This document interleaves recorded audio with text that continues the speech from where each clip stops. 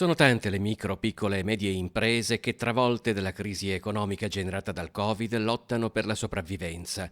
A Mestre, Confartigianato e Camera di Commercio Metropolitane di Venezia si sono fatte portavoce delle misure necessarie alla ripresa con i parlamentari del territorio. Che si possa partire finalmente con questo 110% e che si possa partire anche nei centri storici, in particolar modo Venezia. Rischiamo di perdere, come ho detto, molte imprese entro pochi mesi, soprattutto anche perché durante Natale incassi non ce ne saranno. C'è poi un problema ristori. Il 25% dei mancati incassi arrivato finora non è sufficiente per tutti. Sono inoltre necessarie anche delle misure ad hoc. Bisogna senz'altro intervenire in modo rapido per rifinanziare innanzitutto la legge speciale e poi per adottare misure che in qualche modo rendano applicabile anche a Venezia. In questo senso ho presentato un emendamento alla legge di bilancio, il super bonus al 110%.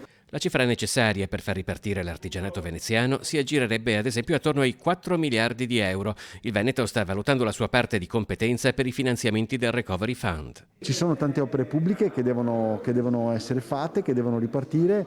C'è una spesa che noi vogliamo continuare a fare in modo positivo sulla sanità, per cui sicuramente l'occasione di questi soldi straordinari che arrivano dall'Europa può essere un'occasione di rilancio. A tavolo erano presenti anche i segretari generali metropolitani di CGIL e Cislewill. Fondamentale per il futuro sarà non affidare ancora una volta l'intera economia ad un solo settore, il turismo. Il vetro non era solo legato alla presenza turistica, il vetro può essere in grado di sostenersi il settore con le vendite all'estero, ma si è fatto poco per questo, non si è sostenuto sufficientemente. Il costo dell'energia elettrica del distretto del vetro è enorme.